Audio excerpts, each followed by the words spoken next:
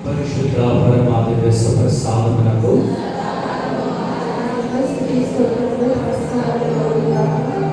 పితా పుత్ర పవిత్రాత్మ కలుగునుగాక.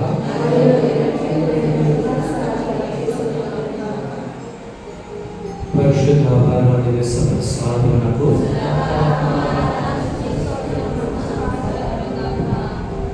పితా పుత్ర పవిత్రాత్మ కలుగునుగాక.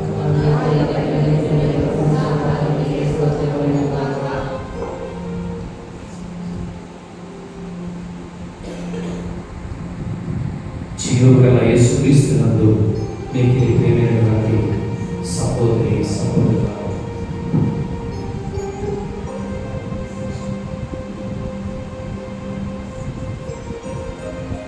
స్వర్గం నుండి వచ్చినటువంటి దివ్య ఆహారముగా మన మధ్య వెలుసుకుంటున్నటువంటి ఆ ప్రభువుని ఆరాధిద్దాం.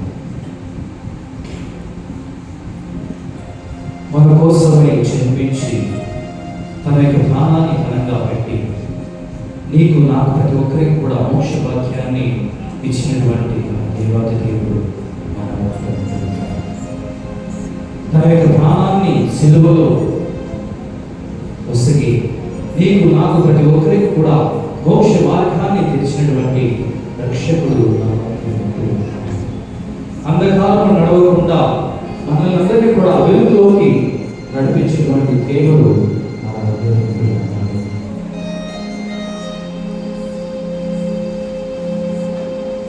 మనందరం కూడా ఆయన కృతజ్ఞతలు తెలపాలి. ఈ యొక్క జీవితం అంతా కూడా ఆయనకు ఇచ్చిన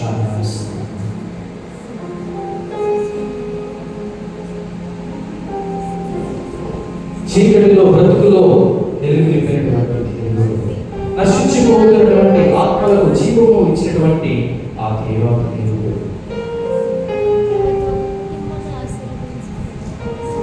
భక్తితో ఆయనను స్తుతించుదాం.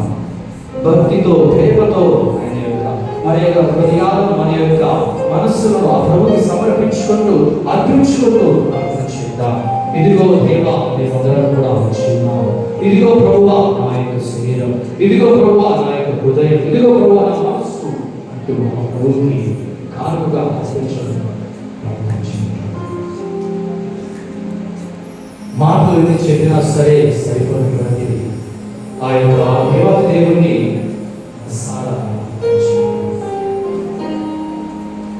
ఆయనను ఆరాధించి ఆయనను స్తుతిస్తూ పొగుడుదాము అనే యొక్క జీవితంగా ఆయన కీర్తించడమే మన జీవన.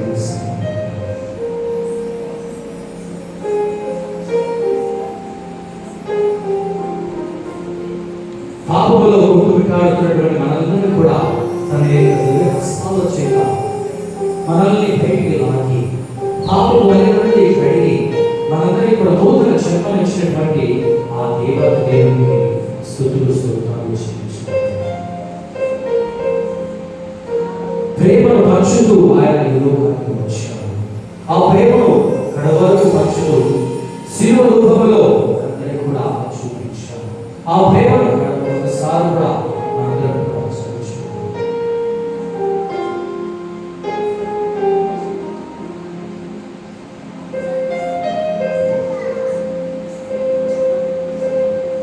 మనందరినీ కూడా పాపంలో ఉండే మనందరినీ కూడా ఆయన నీతిమంతులుగా చేశారు.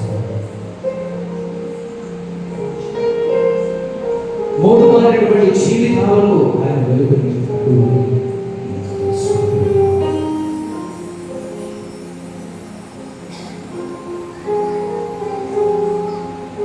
నా ప్రేమమయుడా, నా కృపామయుడా, నా తండ్రి, ఇదిగో తండ్రి ప్రభువా, మేమందరం కూడా ఈ యొక్క బిడ్డలుగా ఈ సన్నిధికి వచ్చి ప్రత్యేకంగా మీ యొక్క ఆదివారం రోజున ప్రార్థన చేయించడం మనందరినీ కూడా దీవించండి ప్రభువా. మాలో ఉన్నటువంటి ప్రతి ఒక్క విన్నపాలను మీకు తెలియజేస్తూ ఉంటున్నాను.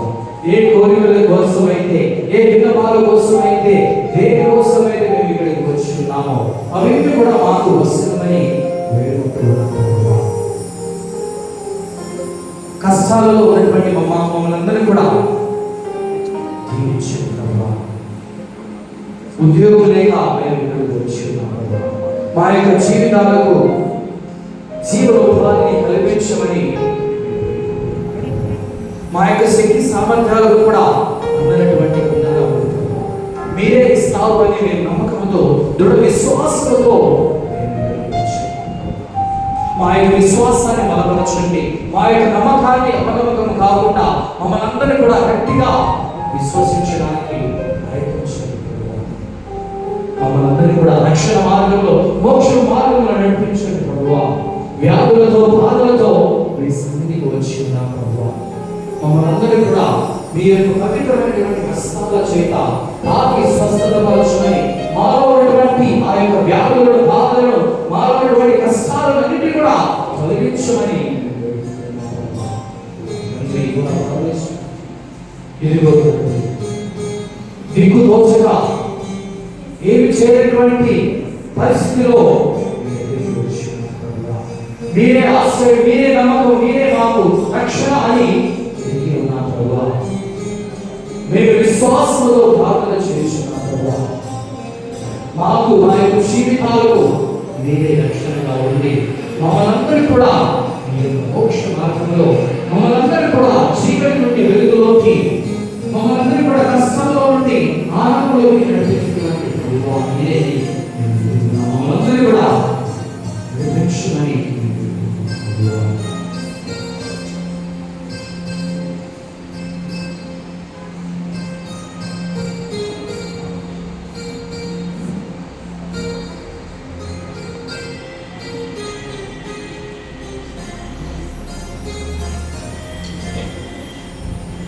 అందరం కూడా కూర్చుందా ఆ దేవునికి ప్రార్థన చేద్దాం. ఇదిగో నా తండ్రి,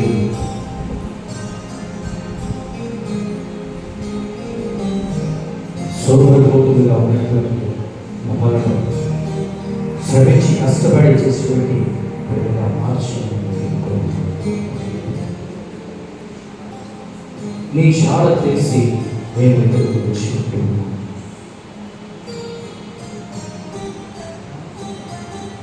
మేము తప్పిపోయినటువంటి ప్రజలుగా మిమ్మల్ని తెలుసుకొని మీ యొక్క స్వరాన్ని ఆలోచించడానికి వచ్చి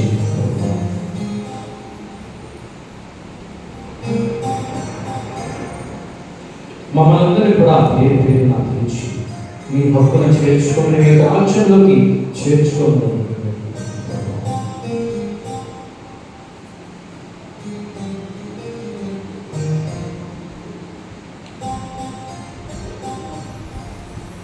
అందరం కలిసి చిన్న గొర్రెలందు అనేటువంటి మాటలు భక్తిగా పాడి దేవుని స్తుతించడానికి ప్రయత్నం చేద్దాం.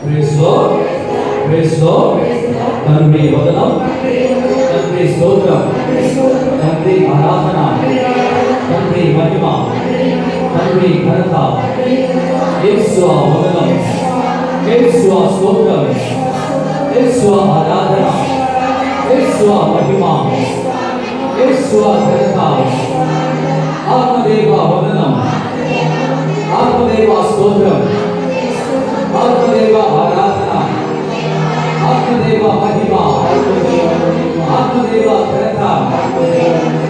Praise the Lord. Hallelujah. Hallelujah. Hallelujah. Hallelujah.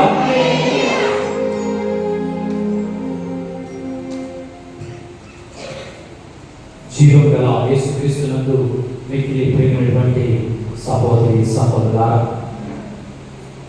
ఈ యొక్క ఆదివారం రోజున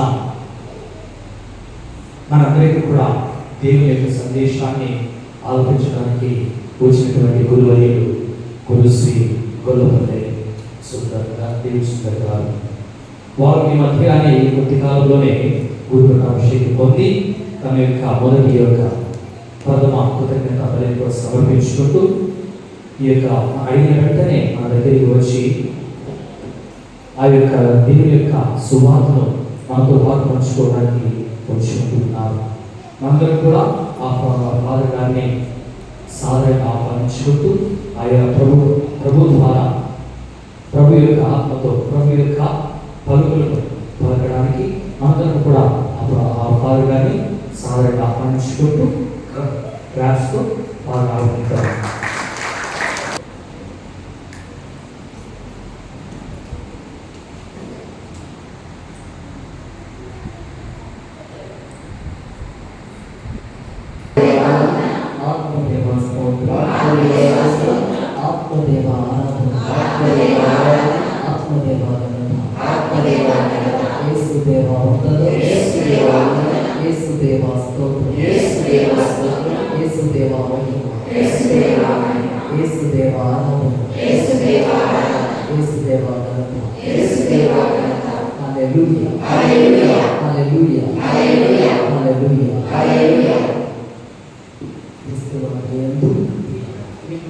సహోదరి సహోదరులారా, దేవుని విశ్వాసారా,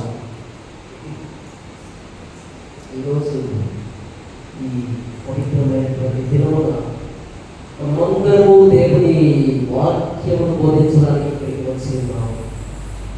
బోధించడానికి వచ్చామా? బోధించడానికి రాలేదు. దేనికి వచ్చాము? వినడానికి వచ్చాము. అంటే మీరు జాగ్రత్తగా వింటున్నారో లేదని ఫస్ట్ వాక్యంలోనే టెస్ట్ చేస్తాం కదా. మరి పిల్లల ఈరోజు యొక్క ఒక ముఖ్యమైనటువంటి ఉద్దేశం ఏమిటంటే పెంతెకోస్తు అనేటువంటి దినోత్సవం పండుగ కదా. అవునా? పెంతెకోస్తు అనేటువంటి పండుగను కొనియాడుతూ ఉన్నాము. మరి ఈ పండుగకు ముందున ఏం జరుగుతుంది అనేటువంటి నేను గమనించినట్లయితే పవిత్రమైనటువంటి దివ్య ఆరాధన కార్యక్రమం జరుగుతూ ఉంది. ఈ దివ్యమైనటువంటి ఆరాధనలో సకల దేవదూతలు, మనుషులు, ఆత్మలు, ఇంకా ఈ లోకంలో ఉన్నటువంటి సకల చరాచర జీవులన్నింటినీ క్రీస్తు భగవానుని ఆరాధిస్తూ ఉన్నాయి. దేవుడు సృష్టించినటువంటి ఈ సృష్టి ఎంతో సుందరమైనది, విశాలమైనది, చాలా సస్యశ్యామలమైనటువంటిది. ఈ సృష్టి ఆవరణంలో దేవుడు స్వతహాగా స్వచ్ఛందంగా సంచరిస్తూ ఉన్నాడు.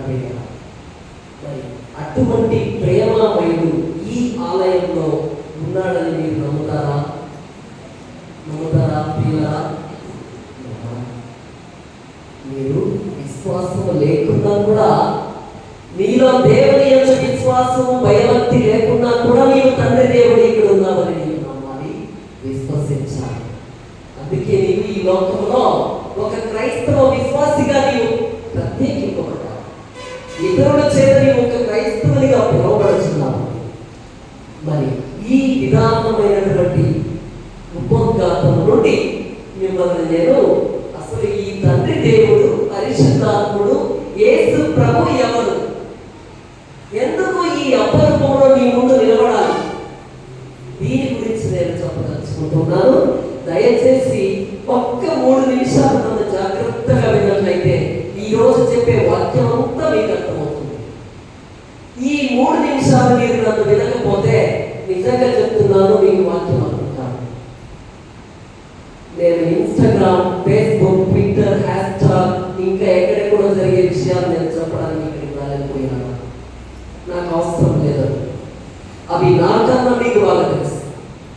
ప్రపంచంలో ఉత్తరప్రదేశ్ రాష్ట్రంలో ఏం జరుగుతుందనేది వితిన్ ఫ్రాక్షన్ ఆఫ్ సెకండ్స్ మీకు తెలుసు నాకన్నా.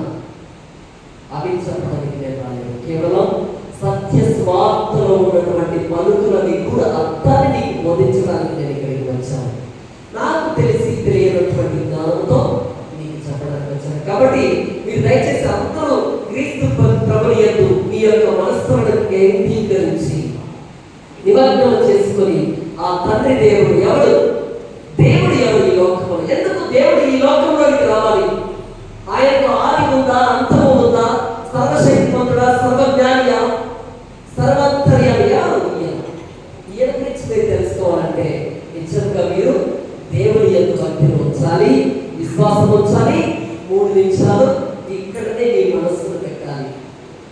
మా చిన్నమ్మ కూతురు ఏ డ్రెస్ వేసుకున్నదా, మా చిన్నన్న ఏ పంచ కట్టుకున్నాడా, మా అక్క ఏ రింగ్ పెట్టుకున్నదా, ఇవి కాదు.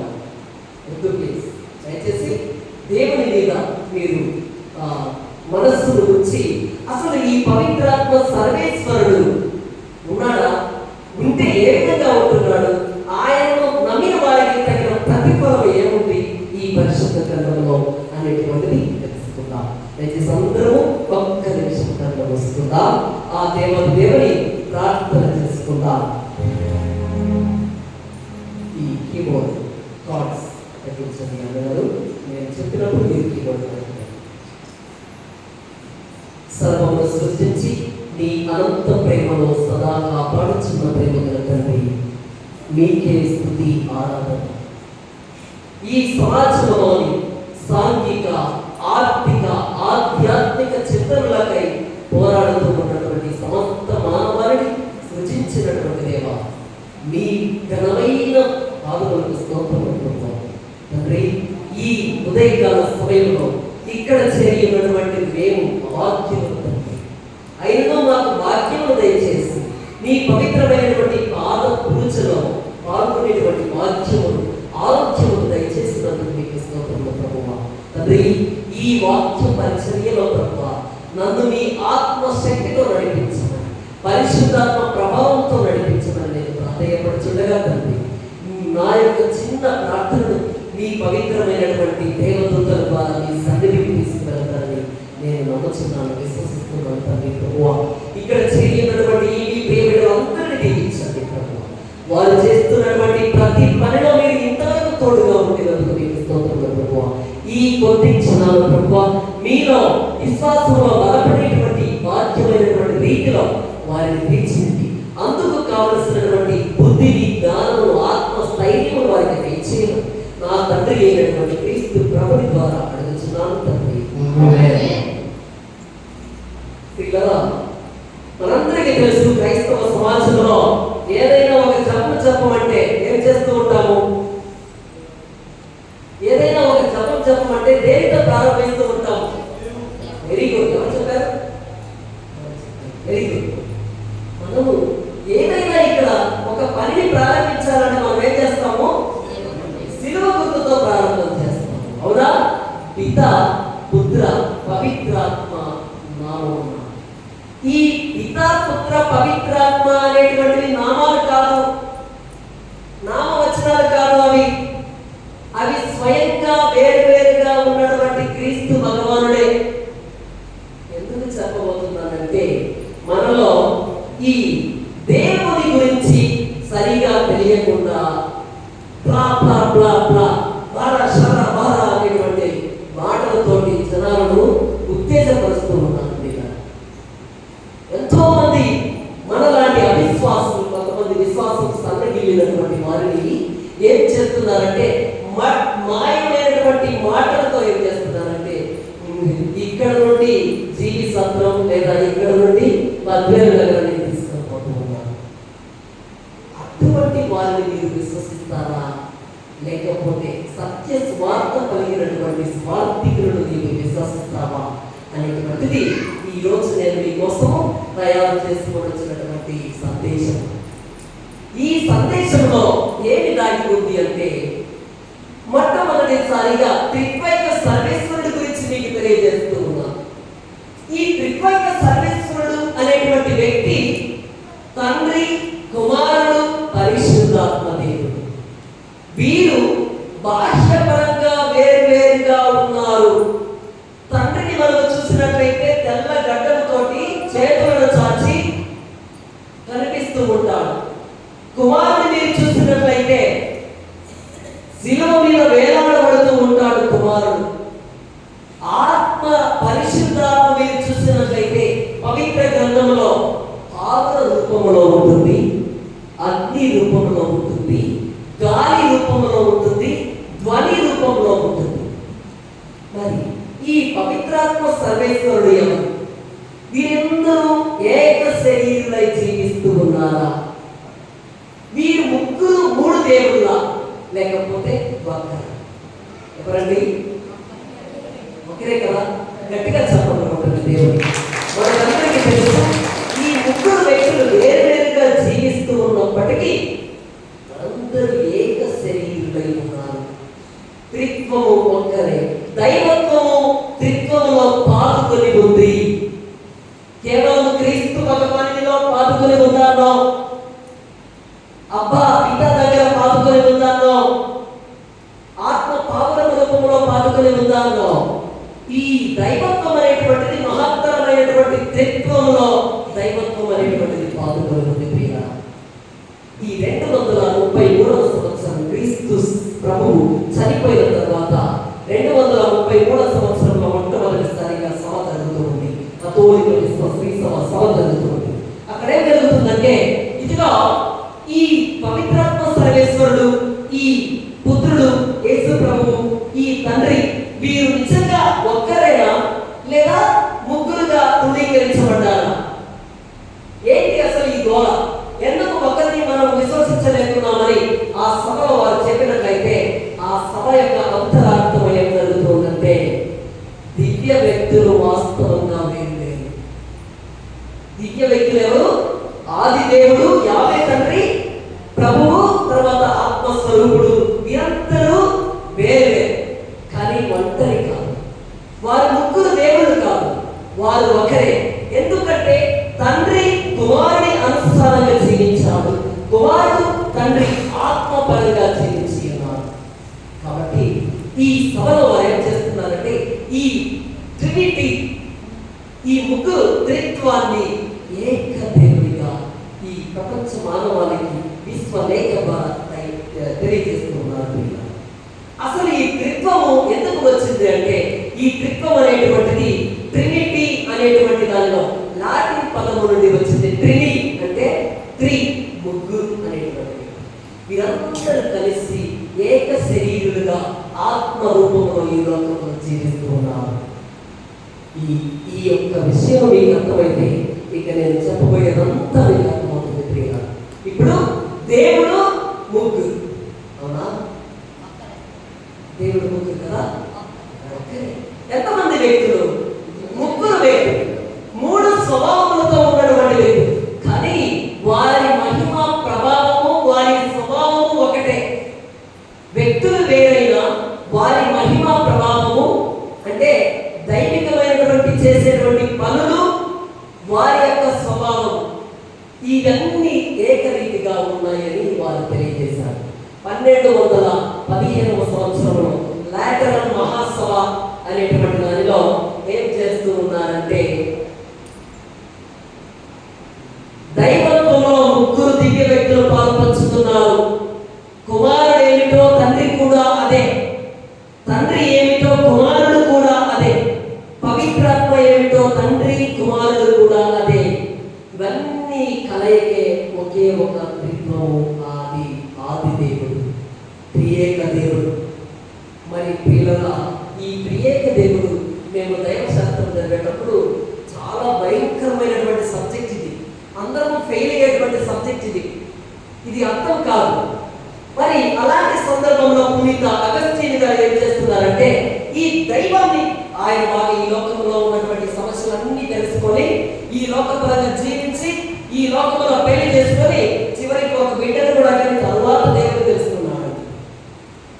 ఏమంటామంటే ఈ లోకంలో బాగా అనుభవించాలి. సాయశక్తులన్నీ పోరాడి ఆయన దేవుడు తెలుసుకున్నటువంటి తరుణంలో దేవుడు తెలుసుకొని ఒకనొక సమయంలో ఏం చేస్తున్నాడంటే సముద్ర తీరమునందలి ఆ అలలను చూస్తూ ఇలా ఆలోచిస్తూ ఉన్నాడు. ఏంటి అసలు ఈ దేవుడు ముగ్గురు అంటున్నారు, తండ్రి దేవుడు, పిత మరి పుత్రుడు. అసలు పిత దేవుడు, తండ్రి దేవుడు, పుత్ర దేవుడు, ఆత్మ దేవుడు, ఎవరు వీరు అని ఆలోచిస్తూ ఉండగా ఆ సముద్ర తీరంలో ఒక చిన్న బాలుడు ఏం చేస్తున్నాడంటే ఆ సముద్రంలో ఉన్నటువంటి నీటిని తీసి ఒక చిన్న గోధుమ పడేస్తున్నాడు. దగ్గరలో ఉన్నటువంటి దోసులతో పట్టుకోవడం, తీసుకొచ్చి అక్కడ పెట్టడం. దీన్ని చూసినటువంటి ఆ అగస్టిన్ గారు ఏం జరుగుతుందంటే ఆ దగ్గరికి వెళ్ళి, ఏం చేస్తున్నావు నీవు అని అడిగినప్పుడు ఆ బాలుడు అంటున్నాడు, నేను ఏం చేస్తున్నానంటే సముద్రంలో ఉన్నటువంటి నీటిని బయట వేస్తున్నాను. సముద్రంలో ఉన్నటువంటి నీటిని సముద్రాన్ని అంతటిని బయట వేయడానికి ట్రై చేస్తున్నాను అన్నప్పుడు అగస్టిన్ గారు తప్పి, ఇది నీకు సాధ్యమవుతుందా? సముద్రం చూడు ఎంత విశాలంగా ఉందో, ఇంత పెద్ద సముద్రాన్ని నీ దోసటిలో ఉన్నటువంటి 4-5 బొట్లు నీటి బొట్టులను ఎలా చేస్తాము ఇక్కడ అని అడిగినప్పుడు ఆ బాలుడు అన్నటువంటి మాట ఏంటంటే కదా,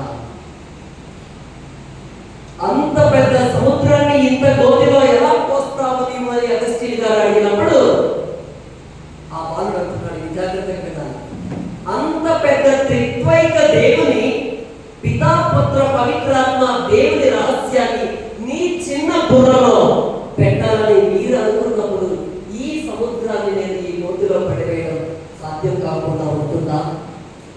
అంటే మానవమైనటువంటి మనము దేవుడిని కొద్ది మాత్రమే, ఇసుక రేణువంత మాత్రమే తెలుసుకోగలం. అంత తెలుసుకున్నప్పటికీ మన జీవితం పూర్తిగా అయిపోతుంది. ఈ లోకంలో పెద్ద పెద్ద పునీతులు, దేవుడిలో భయభక్తులు కలిగి దేవుని నీళ్లు చలచేసిన వాళ్ళు కూడా నాకు తెలిసినటువంటిది కొద్దిగా మాత్రమే. దేవుడి యందు నా విశ్వాసం కొద్దిగా మాత్రమే తెలియజేస్తూ ఉంటారు. మరి ఆ విధంగా ఈ త్రిత్వైక సర్వేశ్వరుడు మనకు అర్థం కాదండి. ఎలా అర్థమవుతాడంటే స్థిరమును వచ్చుడు అనేటువంటి పాట ఒకసారి తీయండి. 2వ వచనం ఒకసారి చదవండి. నాకు పాడుతుంది బుక్ ఉందా? స్థిరమును వచ్చుడి అనేటువంటి పాట 2వ పాట చదవండి ఒకసారి. ఆ 4 లైన్ పునీత థామస్ అక్వైనస్ గారు ఈ విధంగా చెబుతున్నారు. ఈ పాటను ఎవరు రాస్తారంటే తెలుగులో అనువదించిన మహానుభావుడు ఎవరో తెలియదు, వందనాలు ఆయనకి. కానీ అద్వితీయంగా రాసినటువంటి వ్యక్తి పునీత థామస్ అక్వైనస్ గారు. ఏం రాశారు చూడండి ఒకసారి. చెప్పండి అమ్మా, అమ్మాయి తీసుకుంటుంది ఉందా మీకు? పరమపిత మా పాలన చేయము రక్షక యేసువులకు పరమ పవిత్ర స్పిరితు సాక్షుకు యుగయుగములకు స్తుతి కలుగు. నూతన ఆరాధన ప్రసరింప గుప్తము నుండి పాత ఒప్పందము పంచేంద్రియములు గ్రహించగలరు. సారీ, నేను తప్పు చెప్పాను. మొదటి చదవే అది చాలా నేను ఇప్పుడు మాట్లాడబోయేది. Senses cannot grasp this matter. నా పంచేంద్రియాలు, జ్ఞానేంద్రియాలు ఈ దైవత్వాన్ని తెలుసుకోవడానికి సరిపోవు. కానీ నాకేమన్నా లాస్ట్ లైన్ అమ్మా, లాస్ట్ లైన్ పంచేంద్రియములు గ్రహించగలరు. విశ్వాసమిగా దైవరాశి ఏముండాలి? అది ఏమో ఫస్ట్ లైన్ చెప్పమ్మా. నూతన ఆరాధన నూతన ఆరాధన ప్రజ్వలింప గుప్తము నింపు పాతవ పొందము పంచేంద్రియములు గ్రహించగలుగున విశ్వాసమేగా దైవ రహస్యం. దీనిని తెలుసుకోవడానికి మానవ జాతి అంతా ప్రయత్నం చేస్తూ ఉండాలి. ఈ విశ్వాసంలో బలపడడానికి ఈ విధంగా ఉండాలి. ఆ విధంగా థామస్ అక్వైనస్ గారు కూడా త్రిత్వైక దేవుని అర్థం చేసుకోవడానికి నా పంచేంద్రియాలు సరిపోవాలి బాబు అని తెలియజేస్తున్నారు. ఆ విధంగా అగస్టిన్ గారికి కూడా ఆ చిన్న బాలుడు చెప్పాడు, అదృశ్యమైపోయాడు. ఆయనే నిజమైనటువంటి దేవుడిని విశ్వసించినటువంటి అగస్టిన్ గారు దైవిక చదువులో ఒక గొప్ప గురువై పునీతుడై ఈరోజు ప్రపంచంలో చదివేటువంటి ప్రతి దైవశాస్త్ర పండితుడికి, ప్రతి దైవశాస్త్రకి విద్యార్థికి ఆయన ఒక మూల స్తంభంగా ఈరోజు నిలిచిపోయారు. దేవుని తెలుసుకోవడానికి మనకేం కావాలంటే మనకు ఆస్తులు, సంపదలు ఇవి కాదండి, బంధువర్గాలు ఇవి కాదండి. నీలో దేవుడిచ్చినటువంటి హృదయంలో జనించేటువంటి విశ్వాసము మాత్రమే కావాలి. అటువంటి విశ్వాసముతోనే నీవు దేవుడిని చూడగలవని ఈరోజు ఈ త్రిత్వైక దేవుడు తెలియజేస్తూ ఉన్నాడు. మరి త్రిత్వైక దేవుడు ఎలా ఉంటాడు అనేటువంటిది మీకు ఆల్రెడీ నేను చెప్పి ఉన్నాను. త్రిత్వైక దేవుడు ఎలా ఉంటాడు? తండ్రి దేవుడు తెల్ల గడ్డముతోటి రెండు చేతులు చాచి అందరినీ ఆహ్వానిస్తూ ఉంటాడు. ఈ లోకంలో ప్రతి ఒక్కరిని ఆహ్వానిస్తూ ఉంటాడు. మరి సర్వేశ్వరుడు పుత్రదేవుడు ఏ విధంగా ఉంటాడంటే, మరియ తల్లి కన్యక గర్భంలో జన్మించినటువంటి క్రీస్తు భగవానుడు శరీరధారి అయి నీ కోసం నా కోసం కల్వరిగిరి యాగంలో తన ప్రాణాన్ని పణంగా పెట్టి శిలువ మీద వేలాడుతూ ఉంటాడు. ఆయనే రెండవ వ్యక్తి పుత్రదేవుడు. మరి ఆత్మదేవుడు మీరు యోహాను మత్తయి సువార్త 3వ అధ్యాయం 13 నుండి 17 వరకు చదివినట్లయితే యేసు ప్రభు బాప్తిస్మం పొందుతూ ఉన్నాడు. Very good. 15వ వచనంలో మనం చదువు.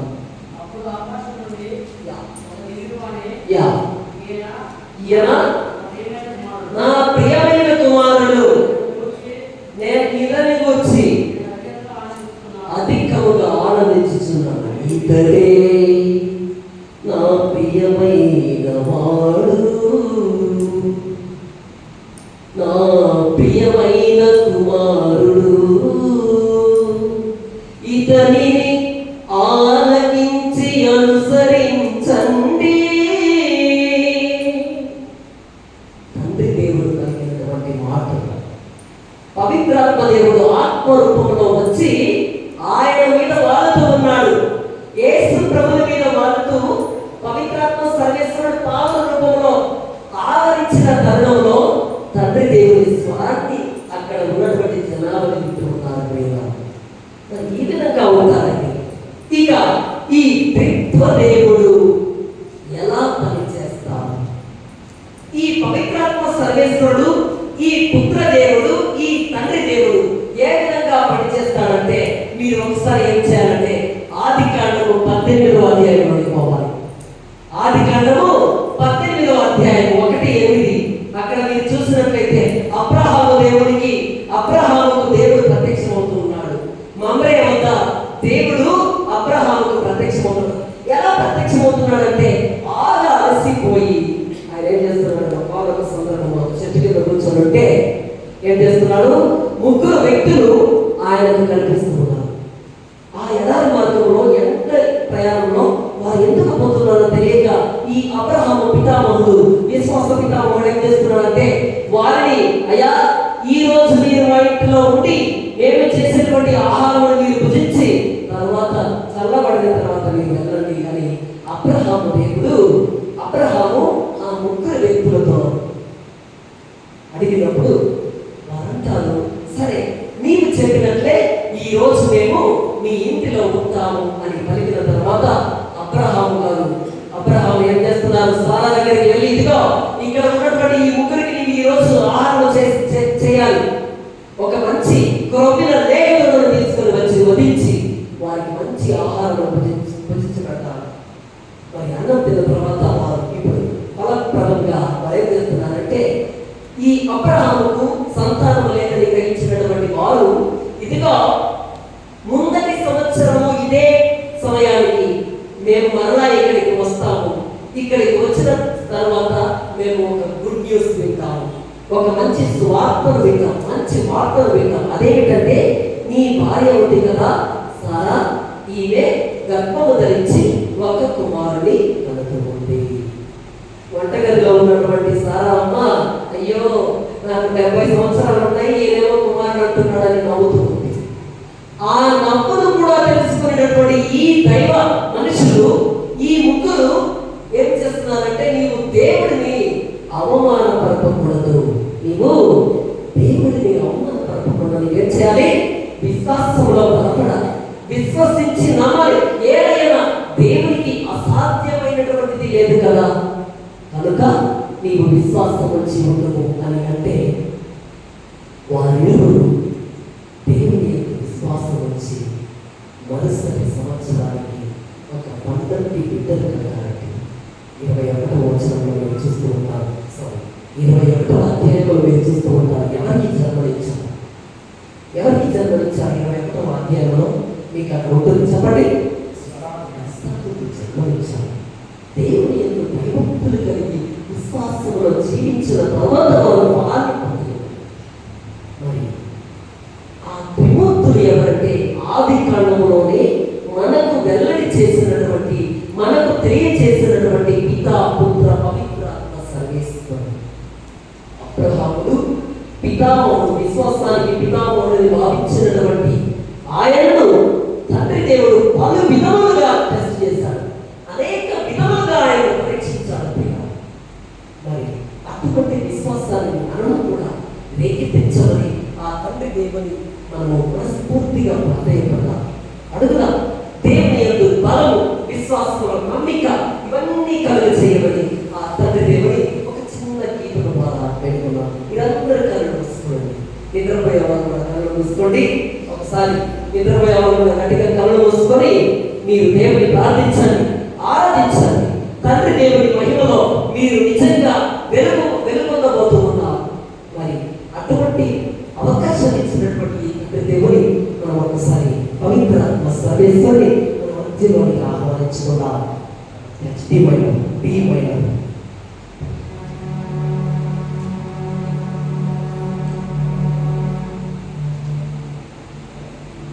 ఓ పరిశుద్ధాత్మా మాపై దిగిరావా. నీ హృదయములను దేవుని యందు ఉంచండి. నీ హృదయంతో దేవుడితో మాట్లాడండి. ప్రభువా, నీవు అనేక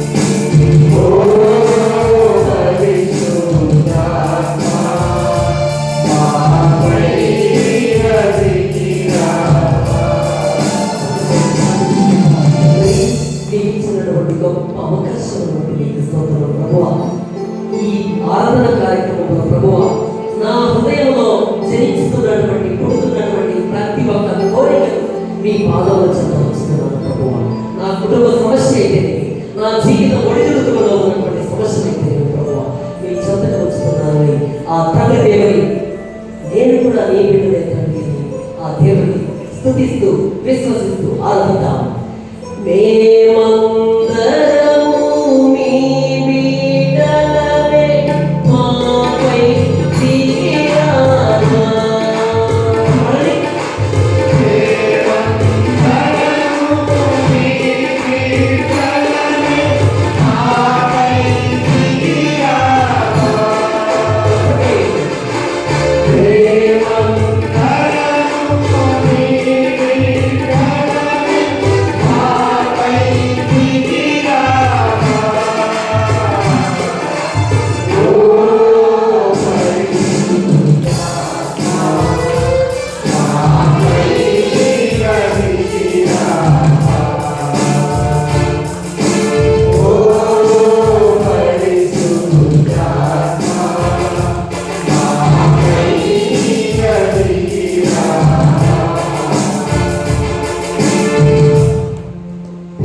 సర్వేశ్వరుడు అబ్రహాముకి ముగ్గురు మనుషుల ద్వారా సంతానాన్ని కలుగజేయడంలో ప్రధానమైనటువంటి పాత్రను పోషించుకున్నాడు.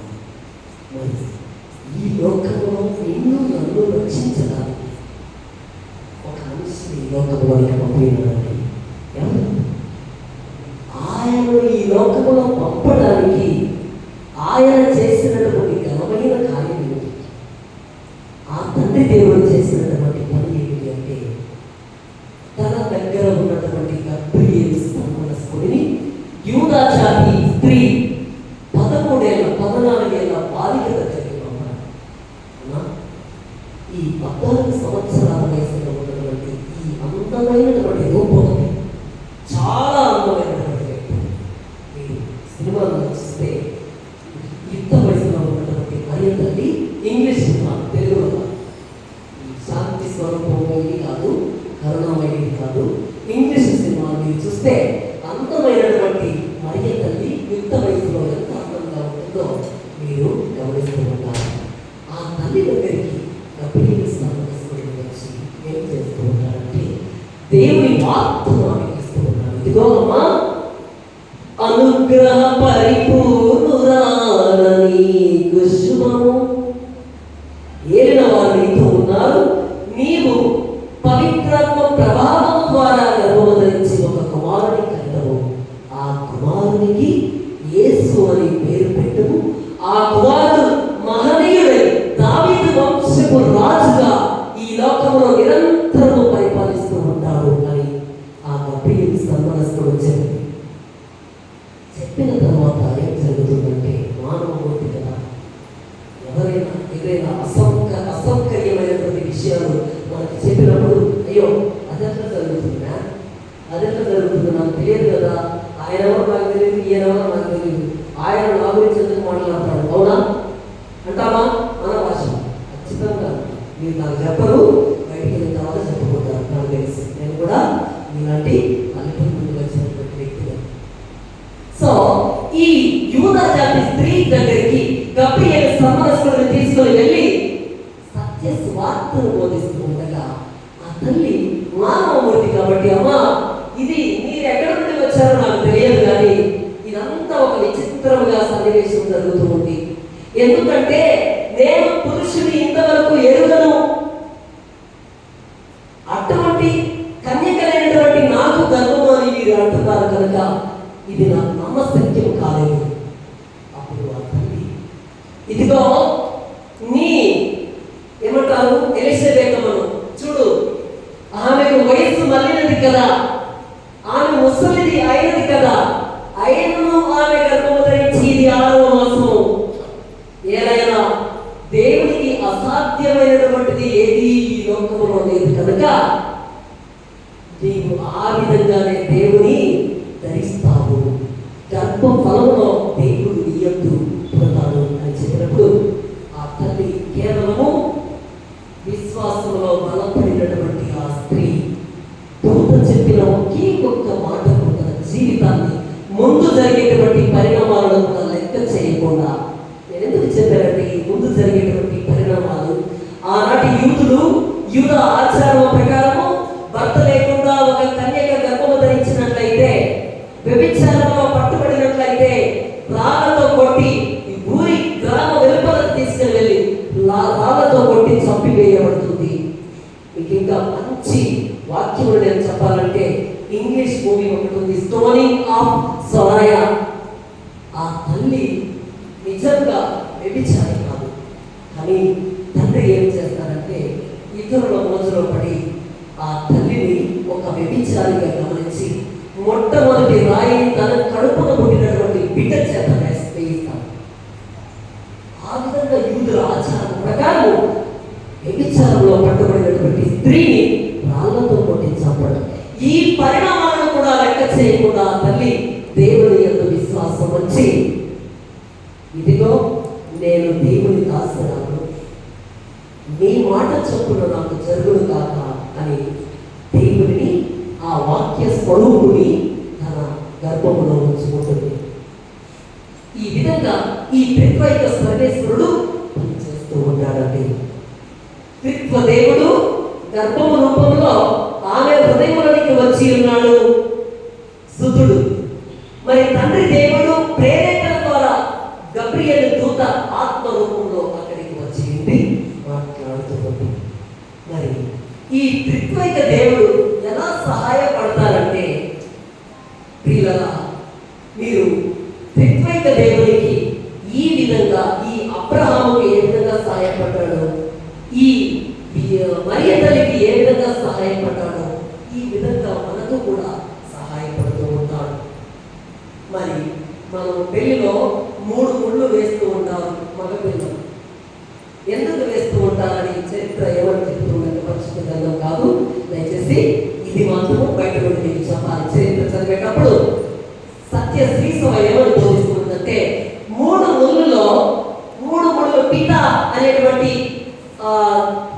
ఉచ్చరణను గురువు గారు చెప్పి, నాన్న ఈ పిత అన్నప్పుడు ఒక ముడి వేయి అన్నప్పుడు పిత అనేటువంటి దానికి అర్థం ఏమిటంటే బంధము అనేటువంటి విషయంలో ఆది దేవుని బంధము.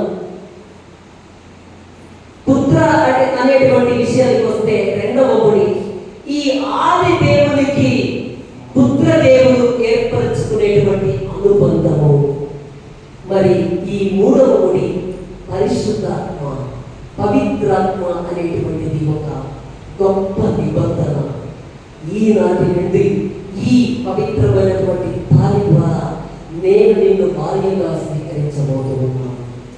నీవు కష్టములోను, సుఖములోను, వ్యాధిలోను, బాధలోను, సౌఖ్యమును అన్ని వేళలా నన్ను ప్రేమించాలి, నా తాలిని గౌరవించాలి.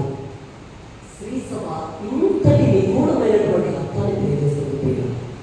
మరి ఈ విధంగా పితా, పుత్ర, పవిత్రాత్మ సర్వేశ్వరుడు మనకు మన మధ్యలో ఈ విధంగా జీవిస్తూ ఉన్నాడు. ఎక్కడో జీవించట్లేదు, మన భార్యలోనే జీవిస్తున్నాడు, మనలోనే జీవిస్తూ ఉన్నాడు, మన తల్లిలో జీవిస్తున్నాడు, మన గురువులలో జీవిస్తూ ఉన్నాడు, మన బిడ్డలలో జీవిస్తున్నాడు, చివరికి రోడ్డు మీద తిరిగేటువంటి మనుషులు కూడా జీవిస్తున్నాడు. ఎందుకంటే ప్రతి మానవాళి దేవుడి చేసి సృష్టించబడింది. నిరాకారముగా ఉన్నటువంటి ఈ భూమికి ఆకారం ఇచ్చాడు.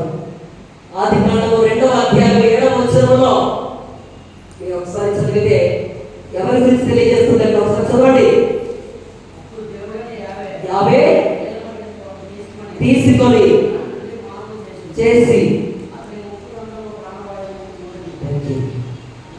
చాలు ముగ్గు రంధ్రములో ఎప్పుడైతే వాయువును పూదాడో జీవము గల నరుడిగా ఈ లోకంలోకి పుట్టామని ఆనాడు దేవుడు ఊదినటువంటి ఆ ఊపిరినే ఈనాడు వ్యక్తపరుస్తున్న పవిత్రాత్మ ఈ విధంగా పనిచేస్తుంది. ఆది సంఘములో నుండి క్రీస్తు ప్రభుని జన్మము నుండి క్రీస్తు ప్రభుని మరణము, ఉత్థానము, అద్భుత కార్యములు ఈ విధంగా పవిత్రాత్మ సర్వేశ్వరుడు ఒక్కొక్క దశలో మనందరినీ తీసుకొని వెళ్తున్నాడు. మరి ప్రియులారా, ఇక చివరిసారిగా మీకు నేను కొన్ని విషయాలు అవేంటంటే త్రిత్వైక దేవునికి లక్షణాలు ఉన్నాయి. త్రిత్వైక దేవునికి కొన్ని లక్షణాలు ఉన్నాయి. మనమందరం ఉదయకాల ప్రార్థన చెప్పుకునేటప్పుడు మీరు చెప్పుకుంటారు, మేము స్వయంభువు, అశరీరి, అనాది, సకలమైన స్వరూపి, జ్ఞానము మరియు కారణముల చేత సర్వములకు మూల కారణమైన పిత పుత్ర పవిత్రాత్మ సర్వేశ్వరుడు. ఇవన్నీ 52 లక్షణాలండి. ఆది కాలంలో నుండి దర్శన గ్రంథంలో వరకు స్వయంభువు, అశరీరి, అనాది, మితిలేని సకలమైన స్వరూపి, జ్ఞానము, బలిమి, కారణముల చేత సర్వములకు సర్వవ్యాపి, సర్వములకు మూల కారణమైన పితా పుత్ర పవిత్రాత్మ సర్వేశ్వరుడు. స్వయంభువు ఎవరి చేత సృష్టించబడినటువంటి వ్యక్తి కాదండి దేవుడు. నిజంగా మీరు నిర్గమకాండం 3వ అధ్యాయం 14వ వచనంలో చూసినట్లయితే, అయ్యా నేను ఆ ఫరోరాజు దగ్గరికి వెళ్ళి నీవు ఎవరు అని నేను చెప్పవలసిన సమయం వచ్చినప్పుడు నేను నా నోటిలో నుండి ఏ పదములు నేను చెప్పాలి అని ఆ మోషే ప్రవక్త యావే దేవుడు మొరపెట్టుకుంటే ఏమంటున్నాడు? నేను ఉన్నవాడను, ఉండువాడు.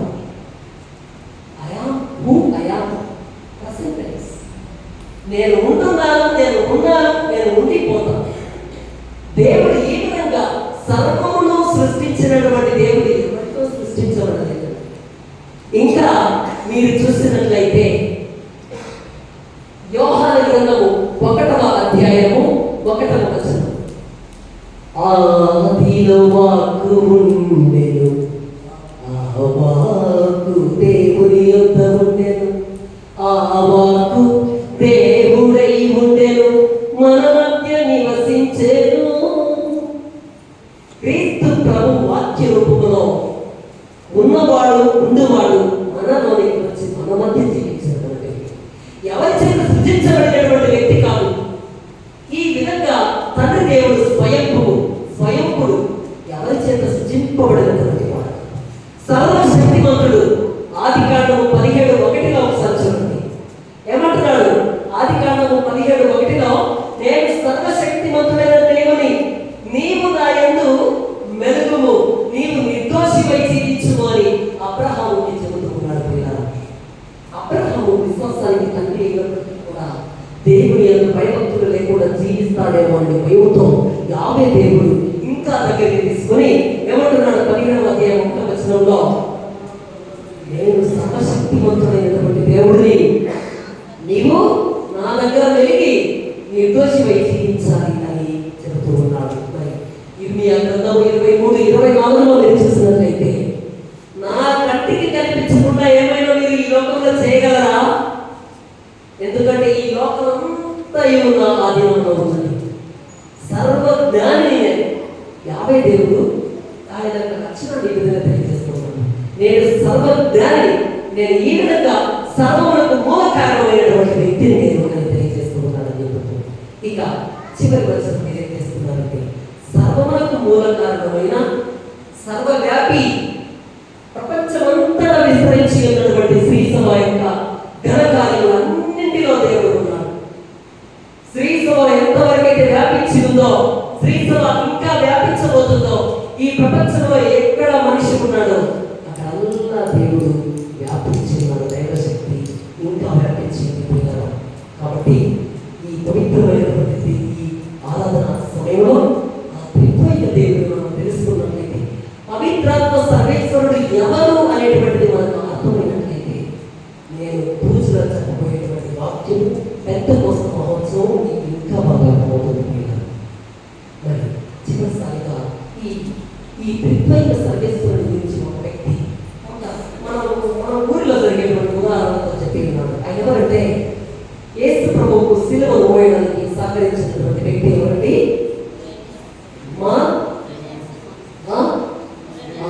ఎక్కడి నుండి ఆయన? సిరియా దేశం. ఎవరు చెప్పారు? Very good.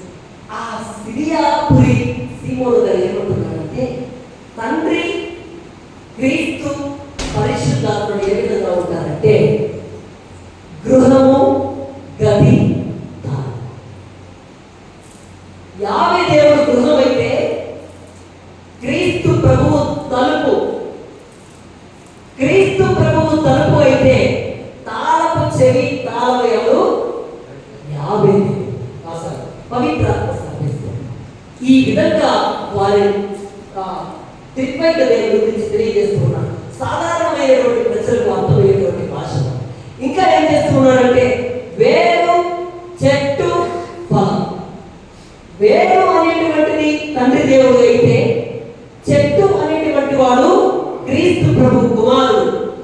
నీవు నేను అనుభవించేటువంటి ఈ ఫలము తినేటువంటిది ఎవరు? పవిత్రాత్మ సర్వేశ్వరుడు పిల్లలు. ఈ విధంగా ఇంకొకటి ఏంటంటే, నేను ఆలోచిస్తున్నప్పుడు నాకు ఒక ఆలోచన వచ్చింది. సూర్యుడు కాంతిని విస్తరింపచేసేటువంటి వ్యక్తి, అవునా? సూర్యుడు తండ్రి దేవుడు అయితే ఆ నుండి వచ్చేటువంటి కిరణాలు అవి అతి నీలవంత కిరణాలైనా పర్వాలేదు, మంచి కిరణాలైనా పర్వాలేదు. ఓకే, సైన్స్ స్టూడెంట్స్, ఫిజిక్స్ చదివే వాళ్ళకి అర్థమవుతుంది. అవి ఏ విధమైనటువంటి కిరణాలైనా కూడా ఈ కిరణాలు కాంతిని వెదజల్లుతూ ఉంటాయి పిల్లల. ఈ విధంగా ఈ త్రిద్వైత సర్వేశ్వరుడు వేరు చెట్టు ఫలము లాంటి వ్యక్తి, గృహము తలుపు తాళము చెవి లాంటి వ్యక్తి, సూర్యుడు కిరణము కాంతి లాంటి వ్యక్తి, దీపము వెలిగించేటువంటి వ్యక్తి అనేటువంటి దానిలో మనం ధ్యానించుకొని ఉన్నాం. మరి మనమందరం కళ్ళు మూసుకొని చివరి ఆశీర్వాదముకై ఆ తండ్రి దేవుని మహిమపరుస్తూ ఆ తండ్రి దేవుడిలో జీవించుదాం. అందరము ఒక్క మోకరించడానికి అవకాశం ఉన్న వాళ్ళు ఒక్క 2 లేదా 3 నిమిషాలు మోకరించండి, ప్రార్థన చేయండి.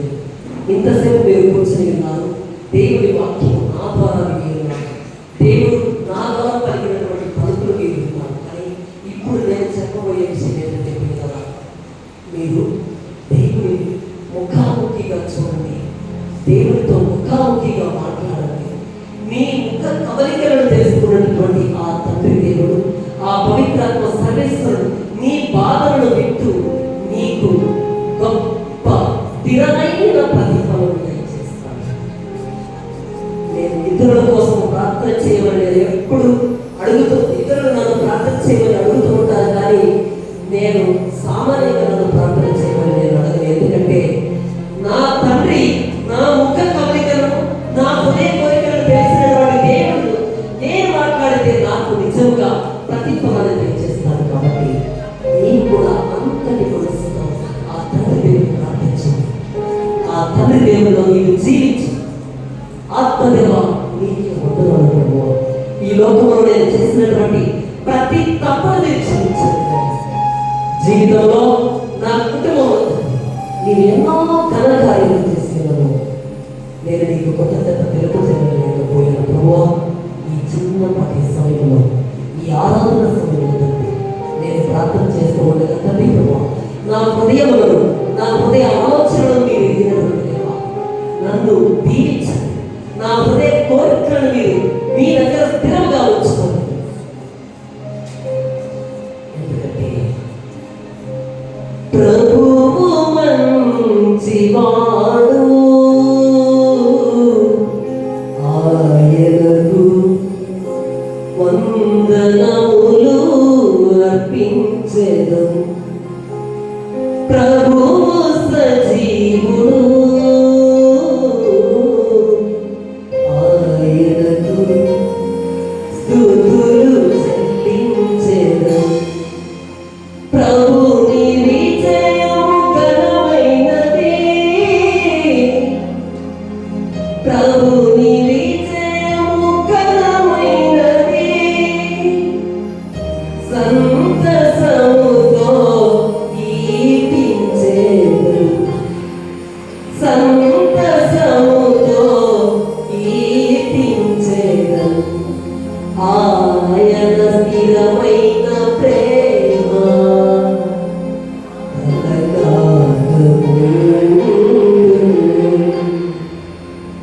ఆయనయే నాకు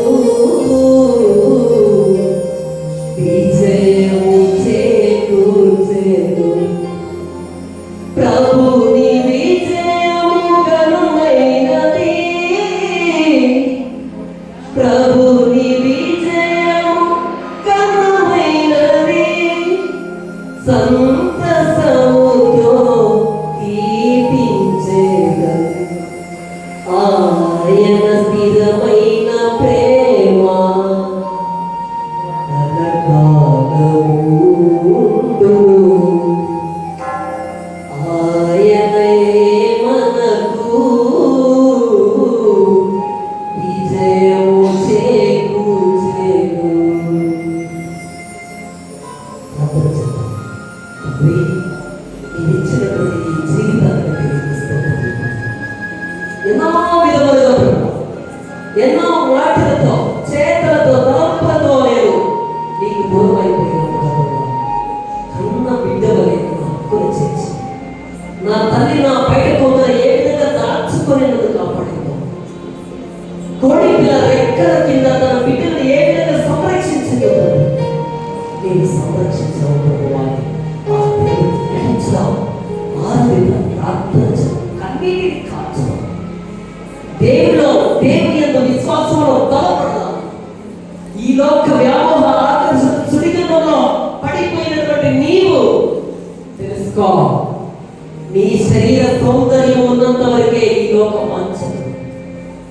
నీ శరీర సౌందర్యం ఎప్పుడైతే సన్నగిలిపోతుందో నీకు నిజంగా దేవుని యందు విశ్వాసంలో బలపడతావు. అప్పుడు బలపడడం కంటే ముందుగా కనబడతావు.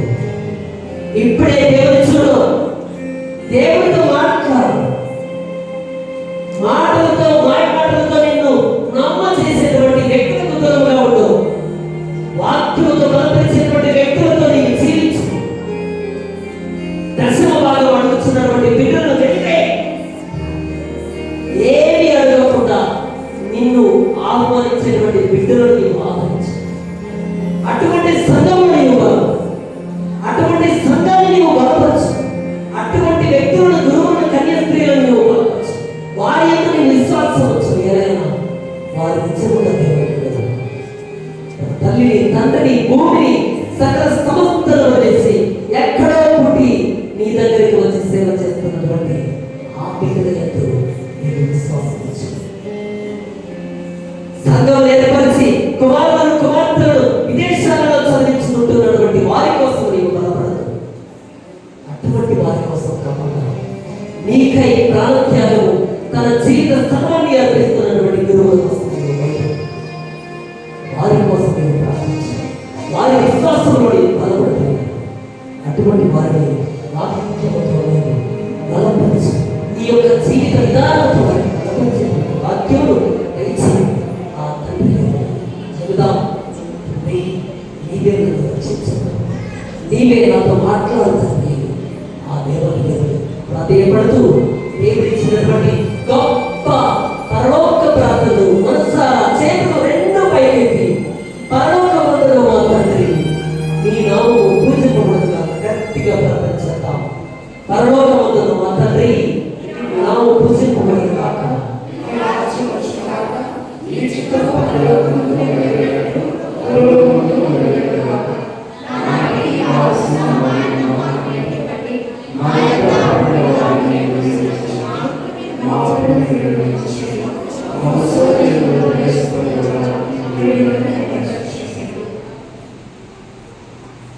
ఆశీర్వాదముకై అలానే మోకరించి దేవుని ప్రార్థించండి. శిలువ వహించండి.